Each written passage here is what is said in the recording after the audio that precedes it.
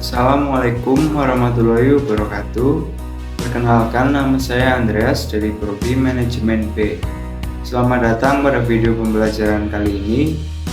Di video ini kita akan membahas mengenai rekrutmen sumber daya manusia, yaitu proses mencari, menarik, memilih, dan menempatkan kandidat yang sesuai untuk suatu organisasi atau perusahaan.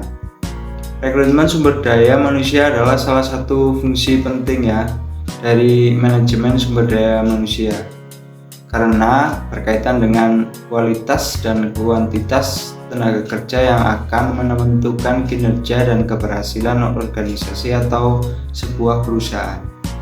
Nah, pada video ini kita akan mempelajari tentang pengertian sumber-sumber dan tentang merekrut tenaga kerja yang lebih beragam. Langsung saja, mari kita mulai. Mari kita lanjutkan pembelajaran materi tentang rekrutmen sumber daya manusia. Yang pertama, tujuan pembelajaran materi ini yaitu memahami pengertian rekrutmen sebagai proses penemuan dan pemikatan calon pekerja untuk posisi tertentu dalam sebuah organisasi. Mengidentifikasi sumber-sumber rekrutmen yang melibatkan rekrutmen internal dan eksternal, serta memahami keuntungan dan kelemahan dari setiap sumber. Dan yang terakhir yaitu mampu melihat pentingnya merekrut angkatan kerja yang beragam serta mengeksplorasi strategi untuk mencapai diversitas dalam rekrutmen. Pada poin yang pertama, kita akan membahas apa itu pengertian dari rekrutmen. Para ahli manajemen mengemukakan pendapat mereka tentang apa itu pengertian dari rekrutmen. Yang pertama itu dari Dassler tahun 2015. Perekrutan karyawan berarti menemukan dan atau menarik pelamar untuk posisi terbuka pemberi kerja. Yang kedua, menurut Robin dan Coulter tahun 2016, perekrutan adalah melokasikan, mengidentifikasikan, dan menarik pelamar kerja yang kompeten. Dari pengertian tersebut, perekrutan adalah menemukan atau menarik pelamar kerja yang kompeten untuk posisi terbuka pemberi kerja. Para kandidat tersebut bisa berasal dari dalam organisasi maupun luar organisasi. Pada poin yang kedua, yaitu tentang sumber rekrutmen. Sumber rekrutmen dibagi menjadi dua, yaitu rekrutmen internal dan rekrutmen eksternal. Yang pertama yaitu sumber rekrutmen internal.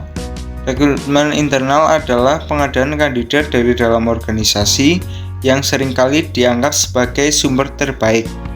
Keuntungannya meliputi pengenalan kekuatan dan kelemahan kandidat, komitmen karyawan, peningkatan moral, serta pengurangan kebutuhan akan orientasi dan pelatihan tambahan.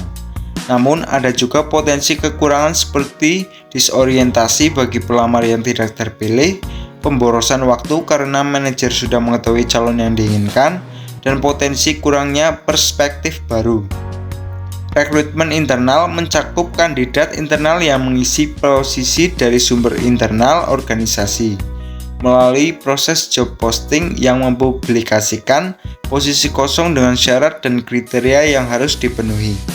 Selain itu, ada juga pilihan rehiring, yaitu mempekerjakan kembali mantan pegawai yang pernah bekerja di perusahaan dengan keuntungan pengetahuan tentang kondisi dan budaya perusahaan. Namun, resikonya adanya ketidakpuasan jika pernah mengalami perlakuan yang tidak adil atau memiliki masalah dengan perusahaan sebelumnya.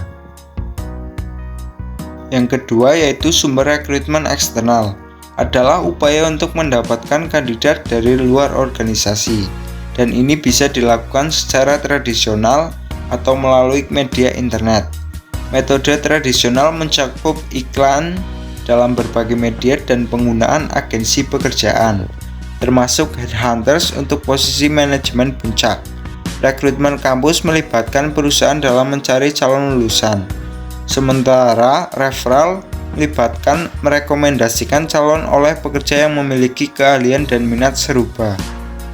Rekrutmen daring melibatkan penggunaan situs web perusahaan dan media sosial yang semakin menjadi tren. Penting untuk menggunakan alat-alat seleksi dalam proses ini, Jika perlu, rekrutmen juga dapat mengurangi angkatan kerja melalui dekrutmen. Keunggulan dan kelemahan sumber perekrutan menurut Robin dan Coulter tahun 2016. Yang pertama, internet dapat menjangkau banyak orang dengan umpan balik langsung. Akan tetapi bisa saja menghasilkan banyak kandidat yang kurang berkualitas. Yang kedua yaitu rujukan karyawan.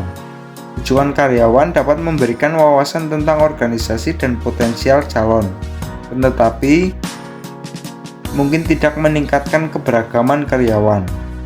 Yang ketiga yaitu website perusahaan yang dapat menjangkau banyak orang, akan tetapi bisa saja menghasilkan banyak kandidat yang kurang berkualitas.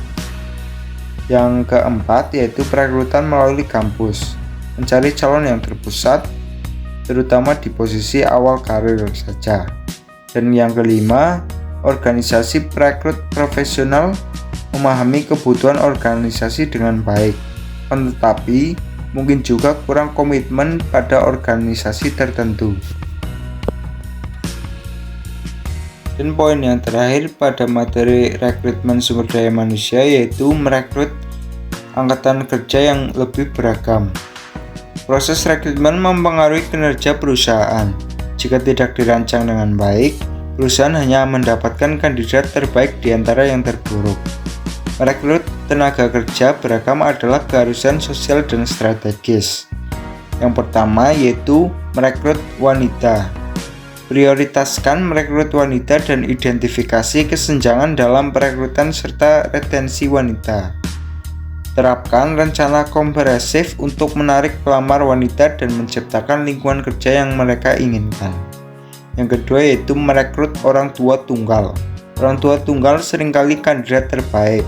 Menciptakan tempat kerja yang ramah pengguna dan memberi fleksibilitas dalam jadwal kerja.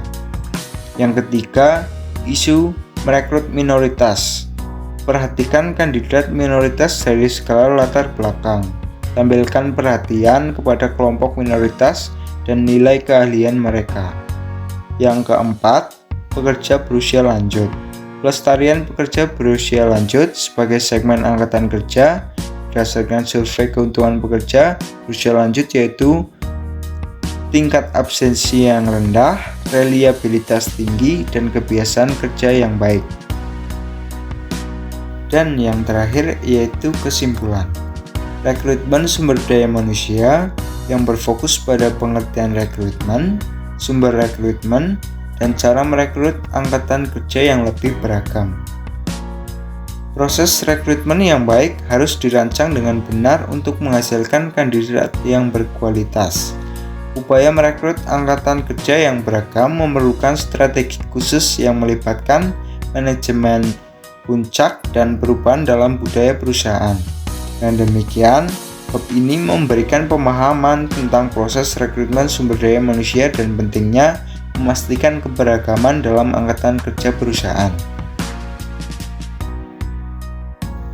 Demikian video pembelajaran kali ini tentang rekrutmen sumber daya manusia. Kita telah membahas apa itu pengertian dari rekrutmen, apa saja sumber-sumber rekrutmen, dan tentang merekrut tenaga kerja yang lebih beragam. Mohon maaf apabila dalam menyampaikan materi ini ada kesalahan kata yang kurang berkenan di hati kalian. Saya mohon maaf sebesar-besarnya. Terima kasih yang sudah menonton video ini. Saya akhiri. Wassalamualaikum warahmatullahi wabarakatuh.